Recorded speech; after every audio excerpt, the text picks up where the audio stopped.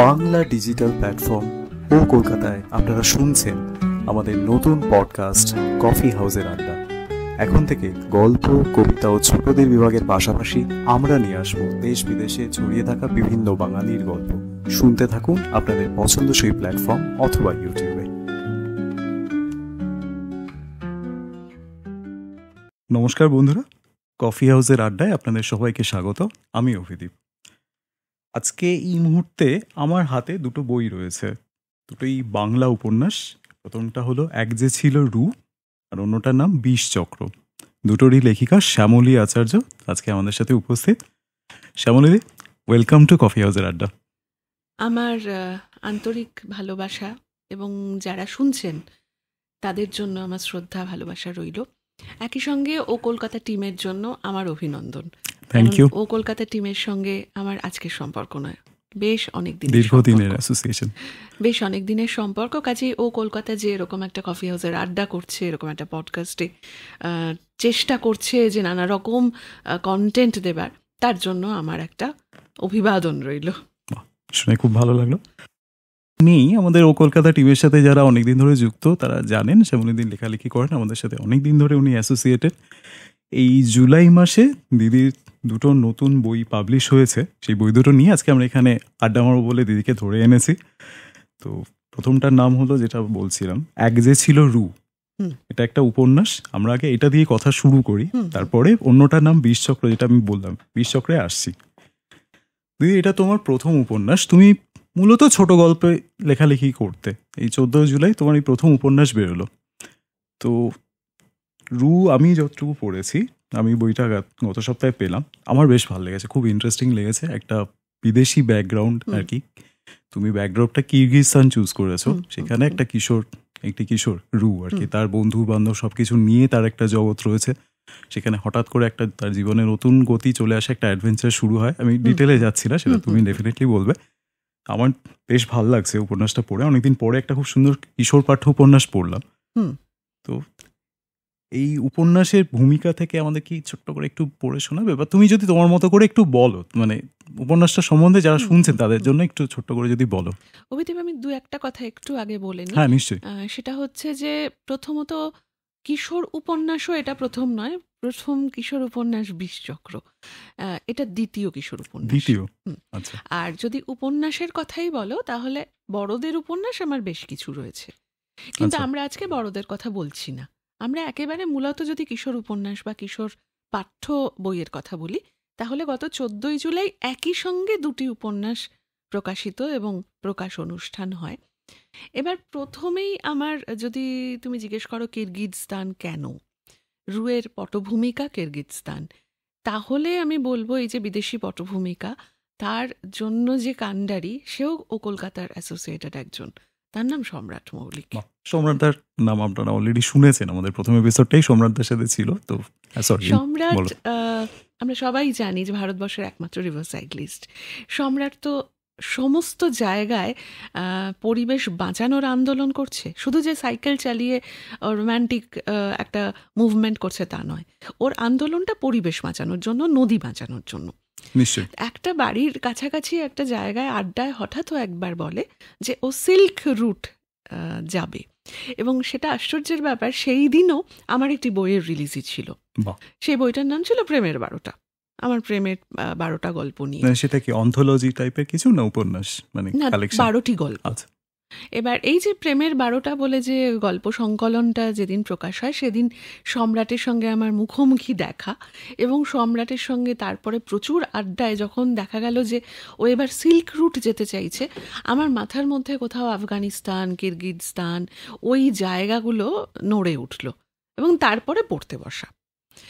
Covid আমাদের অনেক দিক থেকে অনেক ক্ষতি করেছে, কিন্তু কোভিডকে যদি আমি পজিটিভলি নিই, তাহলে ওই সময়টায় হচ্ছে আমি প্রচুর পড়াশুনো করার সুযোগ পেয়েছিলাম, যে কারণে কিরগিজস্তান কোনোদিন না গিয়েও আমার সহায়তা করেছিল ইউটিউব এবং অবশ্যই ইন্টারনেটের বিভিন্ন চ্যানেল, এবং আমার এক ভীষণ ঘনিষ্ঠ বন্ধু, তার নাম ঈশিতা, সে ভূগোলের দিদিমণি।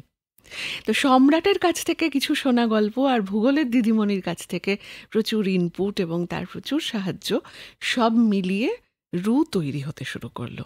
বাকিটা কিরগিজস্তানের। তোমার মনের মাধুরী মিশিয়ে তুমি মণিমুক্ত কুড়িয়ে নিয়ে চলে আসলে, এসে আমাদের সামনে উপন্যাসটা নিয়ে আসলে। এবং প্রত্যেক মুহূর্তে মনে হয়েছে অভিদীপ যে বিভূতিভূষণ বন্দ্যোপাধ্যায়, আমার ধৃষ্টতা, আমি তার নাম নিচ্ছি, তাকে কিন্তু চাঁদের পাহাড় লিখতে কোনো ইন্টারনেটে সাহায্য তিনি না। পাননি, কিছুই পাননি, কিন্তু তারপরেও তিনি ওরকম একটা কালোজয়ী উপন্যাস লিখেছিলেন। আমাদের সামনে তো কত স্কোপ, আমি তো দেখতে পাচ্ছি অনেক কিছু, আমি তো সেটাই। ইউটিউবে সবটা ট্রাভেল করতে করতে লিখতে পারছি। আচ্ছা, তোমার বইটা সম্বন্ধে একটু বলি। রু বেরিয়েছে কেতাবি প্রকাশনা থেকে। আমার বইটার বাইন্ডিং যেটা আর কি বেশ পছন্দ হয়েছে, কভার টভার খুব সুন্দর একটা প্যাকেজিং এর মধ্যেও জিনিসটা রয়েছে।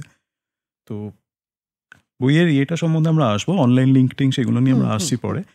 তো কিরগিজস্তান তুমি বললে, রিসার্চ ওয়ার্কটার কথা বললে, তো এই গল্পটার আইডিয়া কি ওইভাবেই কনসিভ করা, মানে আড্ডা মারতে মারতে হঠাৎ করে সোমনাথদার সাথে, মানে সোমনাথদার সাথে আড্ডা মারতে বসলে তো চট করে শেষ হয় না, জানি এত গল্পের ভান্ডার, সেইখান থেকে তুমি হঠাৎ করে গল্পটা কনসিভ করলে, মানে গল্পটা গল্প মাথায় আসলো? কনসিভ করিনি, আমি জায়গাটাকে ভাবতে শুরু জায়গাটা, করেছিলাম। আচ্ছা। এবং মনে হয়েছিল সেখানকার মানুষজন, তারা কিভাবে বাঁচে, সেখানকার কোনো কিশোর সে কিভাবে ভাবে, সে কিভাবে দেখছে তার দেশকে।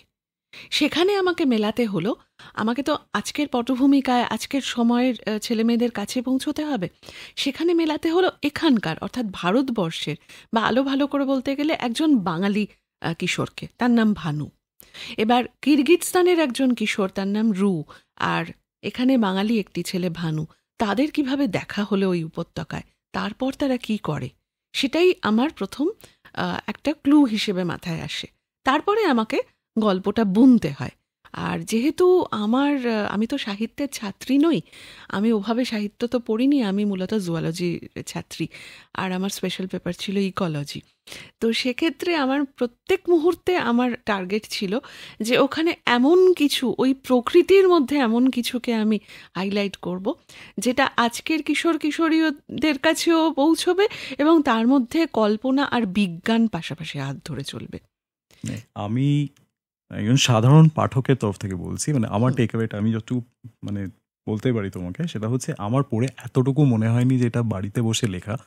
আমি প্রত্যেকটা জিনিস খুব সুন্দরভাবে ভিজুয়ালাইজ করেছি। ওই যে বরফের মধ্যে ওদের জীবন, এত স্ট্রাগল আর কি, খুব কষ্টকর, কষ্টসাধ্য একটা পরিশ্রমী জীবন। তো তোমার রিসার্চ ওয়ার্ক একদম মানে 100% সফল, সেটুকু আমি তোমায় বলতে পারি।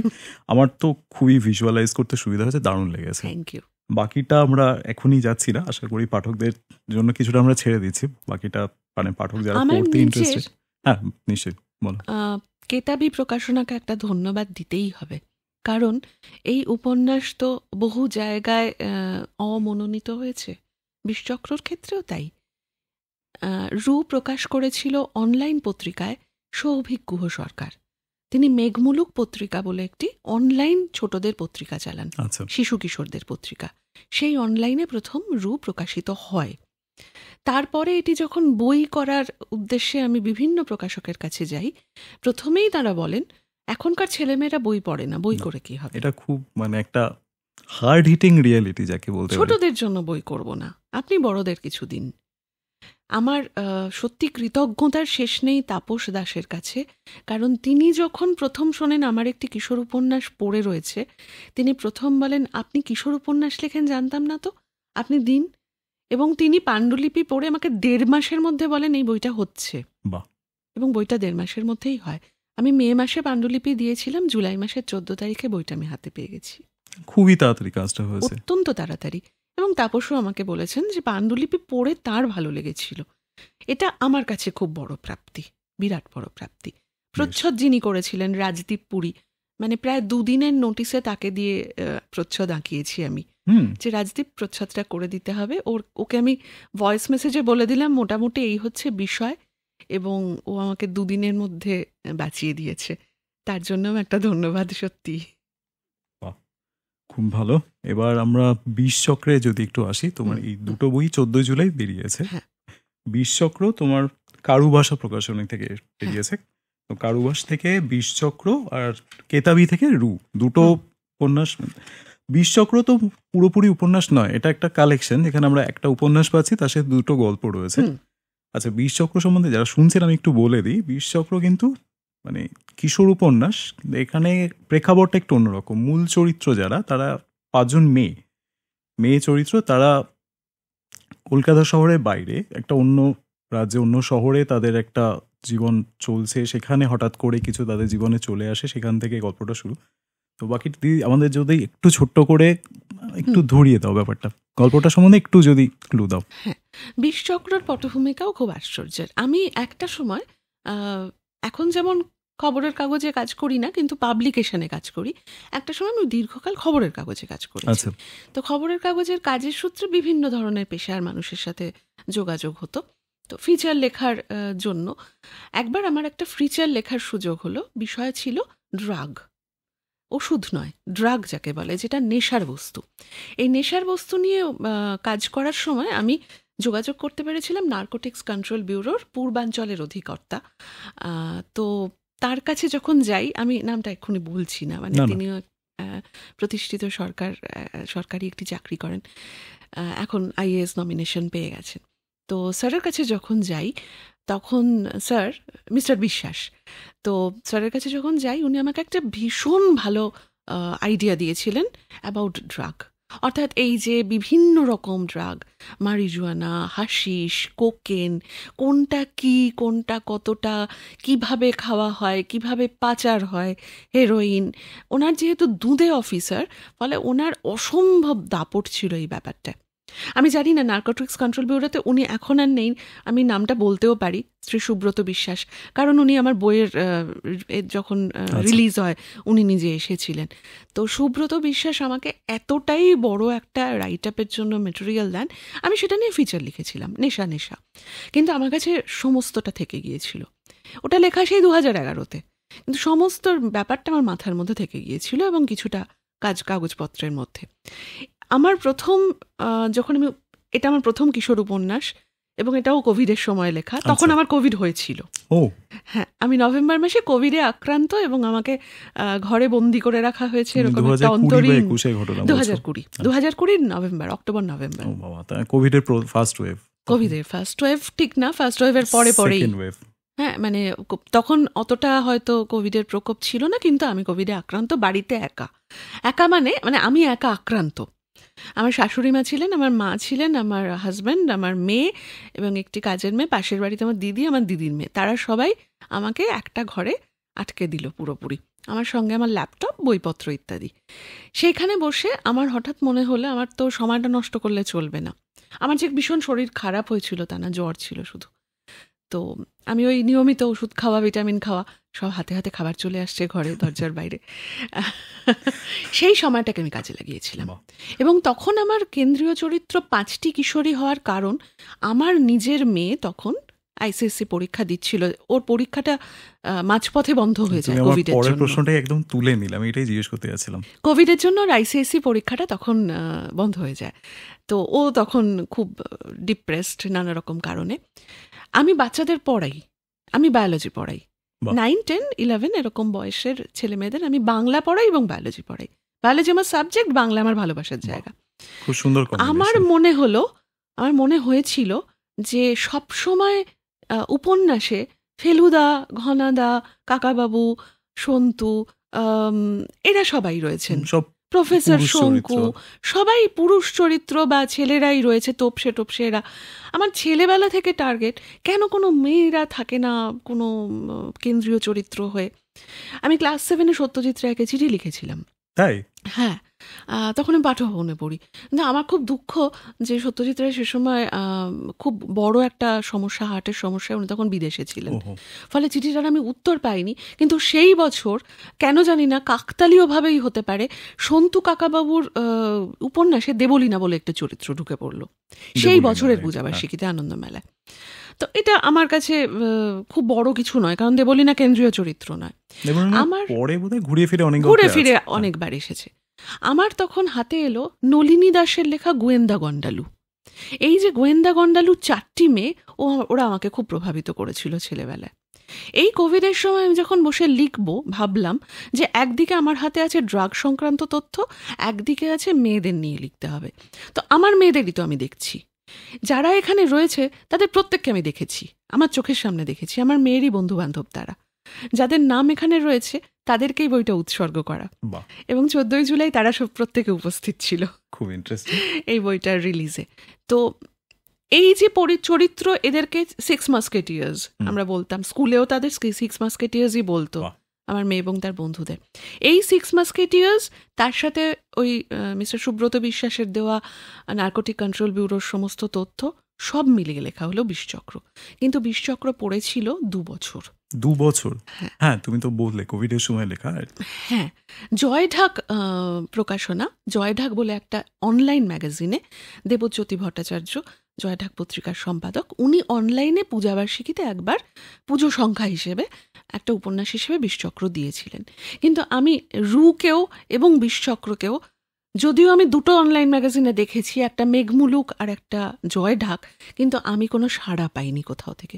আমার মনে হয়নি কোথাও পৌঁছলো, হয়তো পৌঁছেছে, আমি জানি না, কিন্তু আমি পাইনি, সাড়া পাইনি।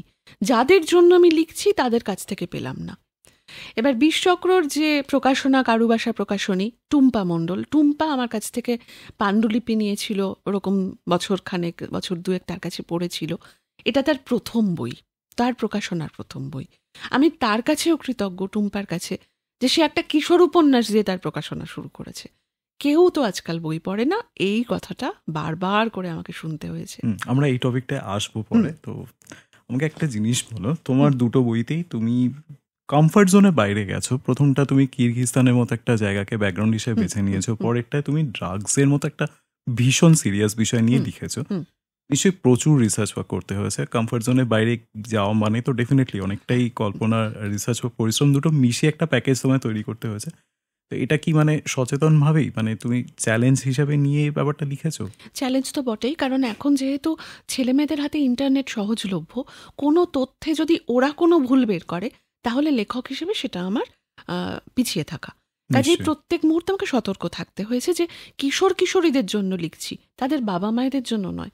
তারা তো প্রত্যেক মুহূর্তে, তারা তো টেক সাবি, তারা তো স্মার্টফোনে মুহূর্তের মধ্যে সেখানে পৌঁছে গিয়ে আমাকে বলতে পারে যে এটা তো ঠিক নয়, এটা তো ভুল হয়েছে।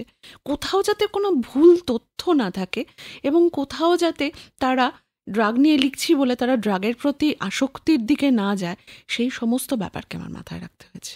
মানে হুমায়ুন আহমেদ লিখেছিলেন যে হিমু পড়ে আর কি, মানে উনি খুব দোটানায় পড়ে গেছিলেন যে বাবা মায়েরা চিঠি লিখে বলতো আপনি আমাদের সর্বনাশ করবেন না, লেখা বন্ধ করুন, আর তাদের ছেলেমেয়েরা চিঠি পাঠিয়ে বলতো পরে বই কবে আসবে। তো এই একটা কমফর্ট জোনের বাইরে যাওয়া পটেই, বাট একটা রিস্ক তো থেকেই যায়, যেটা তুমি বললে, একটা দায় থেকে যায়। অবশ্যই খুব সুন্দরভাবে বললে আমাদের বিষয়টা।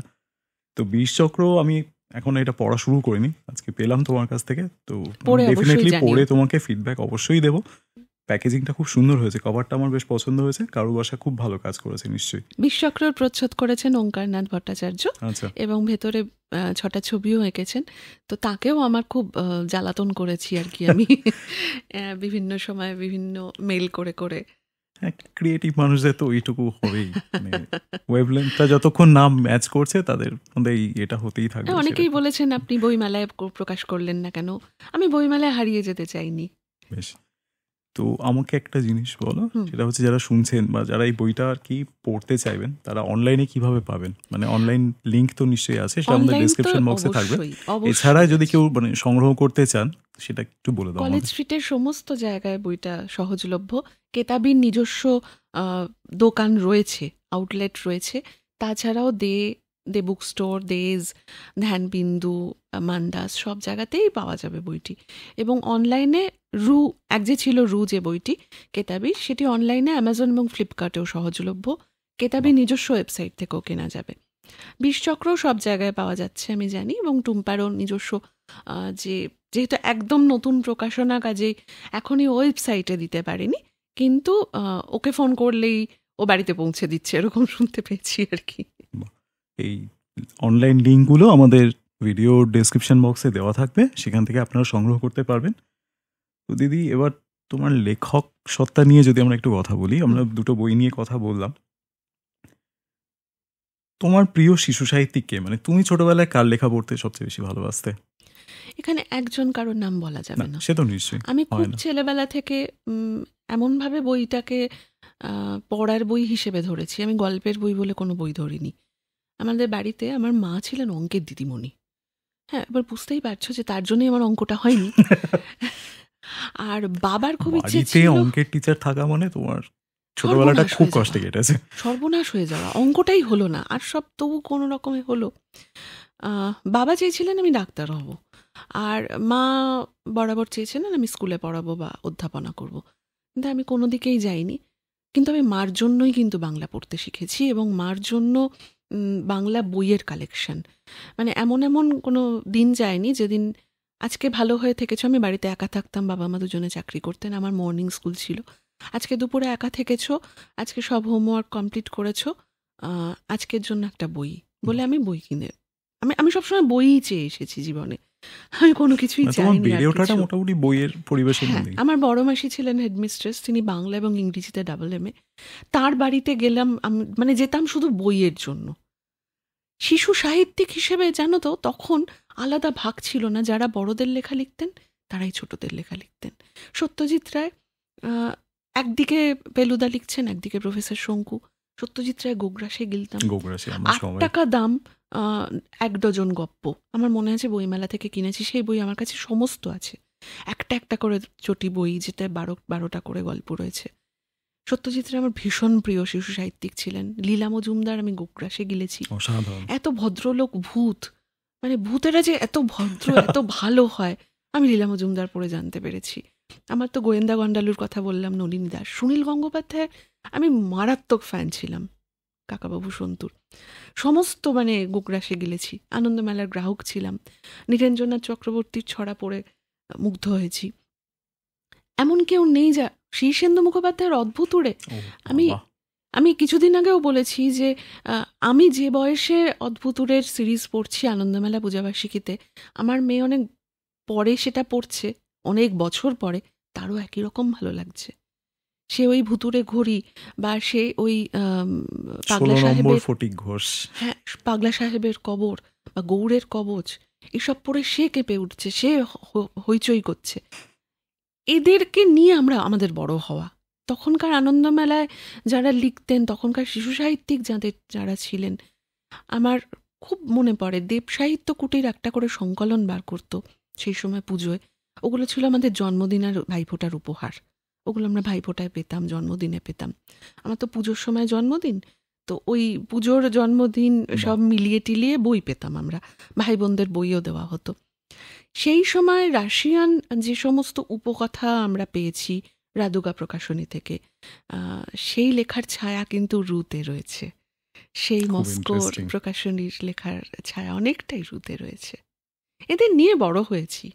মানে তোমার লেখালেখির বীজটা মোটামুটি ছোটবেলা থেকেই ছিল, বই হ্যাঁ, পড়া, একদম। বাড়িতে বইয়ের পরিবেশ, লেখালেখি ওইভাবেই এবং শুরু। প্রচুর বড়দের বইও কিন্তু একই সঙ্গে পড়েছি, এমন নয় যে বিভূতিভূষণের শুধু আমাটির ভেপু পড়েছি। আমি ক্লাস 5-এ মনে আছে যে আমি পাঠভবনের ছাত্রী, আচ্ছা। তো আমাদের লাইব্রেরির টিচার ছিলেন বন্দনা মিস। তো বন্দনা মিস আমাদের অঙ্কও করাতেন। এবার আমি একটা বইতে, আমার এখন বইটা বলতে দ্বিধা নেই, যদিও এটা ধৃষ্টতা, সেটা পথের পাঁচালী, আমি বইটাতে বিভূতিভূষণ বন্দ্যোপাধ্যায়ের নামটা কেটে শ্যামলী আচার্য লিখেছিলাম। তো আমাকে মিস ডেকেছিলেন, যখন ডেকেছেন, ডেকে বলেছেন এটা কি করেছো, তখন আমি প্রচণ্ড ভয় পেয়ে গেছি, কারণ ভীষণ বকবেন বুঝতে পারছি, যেটা খুব অন্যায় হয়ে গেছে। মিস কিন্তু আমাকে বকেননি, আমাকে বললেন তুমি এটা কেটেছো কেন, তুমি আমাকে কারণটা বলো, তুমি নির্ভয় বলো কেন কেটেছো। তখন আমি খুব কষ্ট করে বলেছিলাম যে আমার মনে হয়েছিল ওটা আমার লেখা। তখন বললো এটা আর করো না, হ্যাঁ, যার লেখা তিনি তো খুব কষ্ট পাবেন, তুমি কখনো এরকম করো না, তুমি যেদিন লিখবে সেদিন তোমার লেখা বলে লিখো, খুব সুন্দর। তুমি কিন্তু আর লিখো না। আমি লোকটা সংবরণ করতে পারিনি অভিদীপ। আমি আমার পাড়ায়, মানে আমি তো গড়িয়াতে বড় হয়েছি, আজাদ হিন্দ পাঠাগার বলে একটা সরকারি পাঠাগারের মেম্বার ছিলাম। প্রচণ্ড বই পড়তাম এবং প্রতিদিন বিকেলে গিয়ে বই চেঞ্জ করছি, বই পাল্টাচ্ছি। আমি তারাশঙ্করের একটা উপন্যাসে ওটা করেছিলাম, সেটা আমাকে লাইব্রেরিয়ান খুব বকেছিলেন যে এটা আপনি কেন করেছেন, এটা তো আপনার করা উচিত হয়নি। সেখান থেকে যখন ফাইনালি বইয়ের লেখকের জায়গায় তোমার নিজের নামটা দেখলে, সেই জার্নিটা তো মানে সেই ফার্স্ট বইয়ের ছাপা করে নিজের নাম দেখার ফিলিংটা কেমন ছিল? আমি প্রথম গল্প লিখি 95-96 সালে। আমার লেখক হওয়ারই কথা, আমি ডাক্তারি, ইঞ্জিনিয়ার, অধ্যাপক কিছু হতে চাইনি, যাইনি সেই দিকে কোথাও। আমি ভুলে গিয়েছিলাম আমি লিখতে এসেছিলাম। আমি 17 বছর কিছু লিখিনি। 17 বছর? হ্যাঁ, আমি 2000 থেকে 2017 কিছু লিখিনি। আমি চাকরি করেছি, চাকরির লেখালেখি অন্য জিনিস, ক্রিয়েটিভ লেখার কথা আমি ভুলে মানে গেছি। একদম চর্চা ছিলেন না, মানে চর্চার মধ্যেই ছিলেন আমার না? খবরের কাগজের যে চর্চা, যেটুকু চাকরির প্রয়োজন, কিন্তু আমি ভুলে গিয়েছিলাম যে আসলে আমি লিখতে ফিকশন নয়। ফিকশন নয়। আমার প্রথম বই যখন প্রকাশিত হয় 2017 পর থেকে, একটার পর একটা, তখন আমাকে সকলে বলেন যে এতদিন লেখেননি কেন। আর এখন যখন একের পর এক বই বেরোয়, যখন 14 জুলাই দুটো বই একসাথে প্রকাশিত হয়, ফেসবুকে অনেকেই এসে বলেন যে এত লিখছেন, কখন লেখেন? তখন আমার খুব বলতে ইচ্ছে করে, আমি তো 17 বছর কিছু লিখতে পারিনি, এখন আমাকে সেগুলো পুড়িয়ে নিতে হবে সংখ্যায়। খুব সুন্দর, খুব ভালো বললে। আচ্ছা, আমাকে একটা জিনিস বলো, সেটা হচ্ছে তুমি তো বড়দের, মানে সোকল্ড বড়দের উপন্যাস যেগুলোকে আমরা বলি, সেই মানে গল্প উপন্যাস সবই লিখেছো, ছোটদের জন্য লিখছো। তো ছোটদের জন্য কলম তুলে নেওয়ার কারণটা কি? মানে বাচ্চাদের গল্প লিখবে বলে ভাবলে কেন বা কিভাবে? আমি যখন 17 বছর পরে লিখতে আসি, তখন আমি ছোটদের কথা ভাবিনি। আমি তখন খুব মরবিড লেখা লিখতাম, এবং আমার মেয়ে পর্যন্ত বলেছে তোমার সব গল্প এত মরবিড কেন হয়। সে আমাকে স্টার মার্কে নিয়ে গিয়ে ইংরেজি ফিকশন বা কোনো কিছু বার করে এরকম প্রথম পাতা খুলে দেখিয়েছে যে প্রথম পাতার প্রথম লাইন দেখো, পাঠককে এভাবে হুক করতে হয়। আমি ওর কাছেও শিখেছি। আমি একজন বিশিষ্ট সাহিত্যিকের নাম বলবো, তিনি সর্বাণী বন্দ্যোপাধ্যায়, চন্দননগরে থাকেন। তিনি আনন্দমেলায় উপন্যাস লিখেছেন ছোটদের, তার প্রচুর ছোটদের বড়দের লেখা তো আছেই। সর্বাণীদি আমাকে প্রথম একটি গল্প পড়ে, আমার বড়দের গল্প পড়ে বলেন, তুমি ছোটদের জন্য লেখো না। আমি বলেছিলাম না। কেন লেখো না? মানে আমি পারবো না, আমি বোধহয় পারি না। বলে এটা খুব ভুল ধারণা। যদি সাহিত্যিক হতে চাও তাহলে তোমাকে টোটালিটিতে বিশ্বাস করতে হবে, সব লিখতে হবে, তোমার কলম তোমাকে সব দিকে ঘোরাতে হবে, তুমি চেষ্টা করো। আমি চেষ্টা করি, এবং আমি সর্বানিধির কাছে কৃতজ্ঞ, ওই ধাক্কাটা পেয়েছিলাম। সেই জন্য হয়তো আনন্দমেলায় পরপর 3টে গল্প বেরিয়েছিল, শুক্তারায় গল্প বেরিয়েছে, কিশোর ভারতীতে গল্প বেরিয়েছে, এবং এরকমভাবে উপন্যাস লেখা হয়েছে। কিন্তু বারবার শুনতে হয়েছে ছোটরা কিন্তু বই পড়ে না। হ্যাঁ, এই প্রশ্নটাতেই আসি এবার আমরা। মানে তুমি আগে তখন বলছিলে ব্যাপারটা, তো আজকালকার জেনারেশনের বাচ্চারা তো অন্যরকমভাবে বড় হচ্ছে। আমার দিদির 2 ছেলেকেই দেখেছি, ঘরে জন্মেছে, ঘরে কম্পিউটার রয়েছে, ইন্টারনেট রয়েছে, মোবাইল ফোন রয়েছে। বাচ্চাদের আজকাল মোবাইল ফোনের একটা অ্যাডিকশন দেখি। অনেক সময় বাবা মায়েরা হয়তো খাওয়ানোর জন্য বা কিছুর জন্য ফোন দিচ্ছেন তাদের, ফোন বা ট্যাব আর কি। তো তারা মোবাইলে কার্টুন দেখছে, অ্যানিমে দেখছে। এরকম একটা সময় আমরা দাঁড়িয়ে আছি। এই সময় দাঁড়িয়ে বাচ্চাদের জন্য যদি লিখতে কেউ আগ্রহী হয়, মানে কি ধরনের লেখা বাচ্চাদের জন্য আর কি মনোগ্রাহী হতে পারে? বাচ্চারা কিন্তু বই পড়বে না, বই পড়ানো কঠিন। আমরা যারা ওই প্রজন্মের বাবা মা, আমরা ঠেলে গুটিয়ে পড়াচ্ছি বাচ্চাদের জন্য। তখন আমার মনে হয়েছিল একটা সময়ের পরে, আমরা তো ছোটবেলা প্রথমে পড়তে শিখিনি, প্রথমে আমাদেরকেও পড়ে শোনাতো বা গল্প বলতো। এখন বাবা মায়েরা পড়ে শোনানোর সময় পাচ্ছেন না, গল্প বলার সময় পাচ্ছেন না, তাই তাদের মধ্যে আগ্রহ তৈরি হচ্ছে না। আমি ছোটবেলা আমার মেয়েকে অর্ধেকটা বই পড়ে তারপর বাকিটা ছেড়ে দিতাম, বাকিটা পড়তাম না। তখন তাকে বাকিটা কি হয়েছিল জানার জন্য পড়তে হতো। এখন বাবা মায়েরা সেই সময়টা দিচ্ছেন না। আমি শুরু করি একটা আমার অডিও চ্যানেল, এসো গল্প শুনি শ্যামলীর সঙ্গে। সেটাতে আমি বাচ্চাদের জন্য পড়তে শুরু করেছিলাম, যেমন বড়দের জন্য। বড়রাও বই পড়েন না, বড়রাও সারাদিন বই পড়া ওভারঅল প্রবণতাটাই সবাই রিলস দেখতে চান। আমি চেষ্টা করলাম অডিও বুক শুরু করতে। আমার অডিও বুক শুরু হয়েছিল কিন্তু বহু আগে, মানে যখনও সেইভাবে অডিও বুকের প্রচলন হয়নি, যে আমি পাশে বসে পড়ে শোনাবো, কোনো মিউজিক থাকবে না। যখন ঠাকুমা গল্প বলছেন, ঠাকুমার ঝুলির গল্প বলছেন, বা মা গল্প পড়ে শোনাচ্ছেন, তখন তো পাশে কোনো বেহালা বেজে ওঠে না, বা এসরাজ বেজে ওঠে না, বা বাঁশির আওয়াজ হয় না, বা দরজাটা ক্যাঁচ করে খুলে গেল ক্যাঁচ শব্দটাও হয় না। তাদের পড়ার মধ্যেই সেই আনন্দটা থাকে, বা যে শুনছে তার সেই কনসেন্ট্রেশন থাকে। আমি ওই জন্য মিউজিক ছাড়া শুরু করেছিলাম গল্প বলা। আমি দেখলাম গল্প বলার পদ্ধতিতে থেকে কিন্তু আমাদের আবার গল্প পড়ায় ফিরতে হবে। আমি ভীষণ বিশ্বাস করি এখন শোনার যুগ। এখন যদি আমি শোনাতে পারি, তাহলে আমি আবার ফেরাতে পারবো পড়াতে। কারণ সবটা তারা দেখছে, দেখাটা বন্ধ করে দিতে হবে। শুনলে আর পড়লে যে কল্পনাটা তৈরি হবে, দেখলে কল্পনাটা নষ্ট হয়ে যাবে। দেখলে সে দেখে ফেলছে চাঁদের পাহাড় কেমন, আফ্রিকার জঙ্গল কেমন, কিন্তু সে পড়লে কল্পনা করবে ওই জায়গাটায় সে কেমন করে আছে। এছাড়া আমারও মানে এটাই মনে হয়, বই পড়লে একটা যে ভিজুয়ালাইজেশনটা হচ্ছে, যে জিনিসটা হচ্ছে, সেটা মোবাইল তো কখনোই দিতে পারছে না। মোবাইলে উল্টে আরো অনেক কিছু সর্বনাশা জিনিস হচ্ছে, অ্যাটেনশন স্প্যান ভীষণ কমিয়ে দিচ্ছে মানুষের। আরো সারাক্ষণ ধরে আমরা সর্বনাশ scroll- হয়েছে এই কাকাবাবু টাকাবাবুদের আমরা সিনেমা দেখতে পেয়ে। মানে এখন বইটা খুললে আমার আগেই ওই ছবিগুলো, যদিও সমিত ভঞ্জকেও মনে পড়ে ঠিকই, কিন্তু তার থেকেও বেশি করে যেন ছবিগুলো মনে পড়ছে, সিনেমাটা মনে পড়ছে।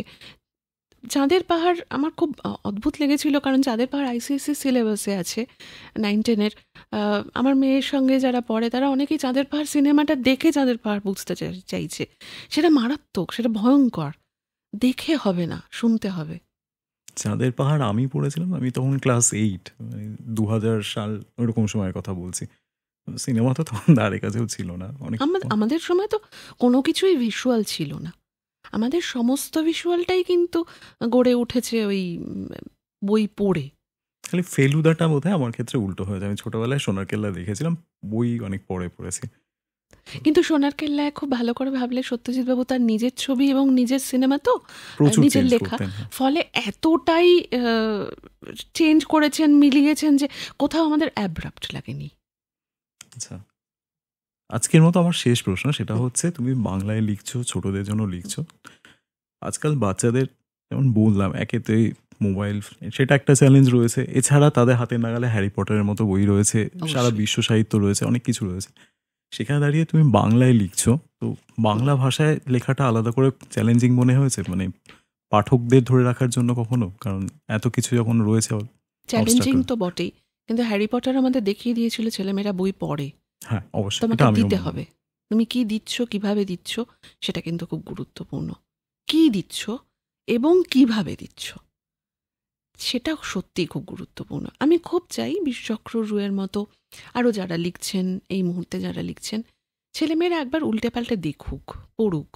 প্রথম 2 পাতা 3 পাতা, যেভাবে পাঠককে হুক করতে শিখিয়েছে আমার মেয়ে আগমনী, যদি পাঠককে আমি হুক করতে পারি, যদি শিশু কিশোরদের আমি হুক করতে পারি, তাহলে তারা পড়বে। আমি খুব আশাবাদী। বাহ, খুব সুন্দর একটা আলোচনা হলো তোমার সাথে। তোমার বই নিয়ে 2টো বই আমার খুব পছন্দের, খুব ভালো লেগেছে। আশা করি যারা শুনলেন তারাও খুব এনজয় করলেন। তারা যারা বইটা পড়তে চান, অনলাইন লিঙ্ক আগেই বলেছি আমাদের ডেসক্রিপশন বক্সে দেওয়া থাকবে। যাওয়ার আগে শ্যামলীদি যদি ছোট্ট করে আমাদের শ্রোতাদের জন্য কিছু বলে দাও। শ্রোতাদের কাছেও আমি আশাবাদী যে তারা যেমন বড়দের লেখা পড়েন, তেমন ছোটদের জন্য তারা একটা ছোট্ট বইয়ের তাক অন্তত করে দেবেন, যেখানে শুধু পড়ার বই থাকবে না, গল্পের বইটাও কিন্তু পড়ার, সেটাও পড়তে হবে। বাবার মায়েরা যদি একটু বই কিনে দেন, যদি একটু বইয়ে উৎসাহ দেন, যদি একটু বাংলা পড়তে উৎসাহ দেন। বাহ। কারণ সবাই এসে বলেন আমার ছেলে মেয়ে না বাংলাটা ভালো লিখতে পারে না, বাংলাটা ভালো পড়তে পারে না। আর তাদেরকে তখন আমি একটাই কথা বলি, ওই কারণেই আমি বাংলা পড়াই। একটাই কথা বলি, পৃথিবীর বহু দেশে তো এরা চাকরি করতে চলে যাবে, এরা তো কেউ আমাদের দেশে থাকবে না।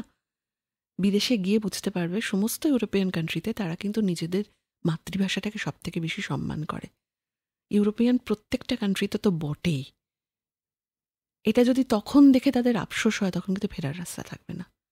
নিজের ভাষাটাকে যেন তারা একটু ভালোবাসে, সম্মান করে, আর বাবা মায়েরা যেন একটু একটা ছোট্ট তাক যেন গল্পের বইয়ের জন্য দেন। খুব সুন্দর। আমারও কলকাতার কাছে কৃতজ্ঞতার শেষ নেই। যদি এই কথা অনেকের কাছে পৌঁছয়, তারা যদি অন্তত 1% 2% মানুষ যদি একটু কথাটা ভাবেন, তাহলে আমাদের সকলের লাভ। খুব সুন্দর একটা মেসেজ দিলে আমাদের যারা থ্যাংক ইউ শুনছেন। অভিদীপ, তোমাকেও ওয়েলকাম, মোস্ট ওয়েলকাম। তুমি আজকে আসলে, আমাদের জন্য সময় দিলে, অসংখ্য ধন্যবাদ। এত সুন্দর একটা গল্প হলো, আড্ডা হলো তোমার সাথে। তোমাকে আমরা অবশ্যই আবার ধরে বেঁধে নিয়ে আসবো। তোমার নতুন লেখা বেরোলে তো অবশ্যই, তাছাড়াও যে কোনো সময় আমরা তোমাকে ধরে বেঁধে নিয়ে আসবো আড্ডা দিতে। আজকের মতো আমাদের পর্ব এই পর্যন্তই। যারা শুনলেন অবশ্যই জানাবেন কেমন লাগলো। বইটা পড়তে চাইলে অবশ্যই লিঙ্ক দেওয়া রয়েছে, সেখান থেকে সংগ্রহ করবেন, বইয়ের ফিডব্যাক দেবেন। যদি কেউ আমাদের সাথে আড্ডা দিতে আসতে চান, আমাদের কমেন্ট বক্সে জানান। আমাদের ভিডিওটা লাইক করুন, শেয়ার করুন, আমাদের চ্যানেলটা সাবস্ক্রাইব করুন। আজকের মতো এই পর্যন্তই, ধন্যবাদ।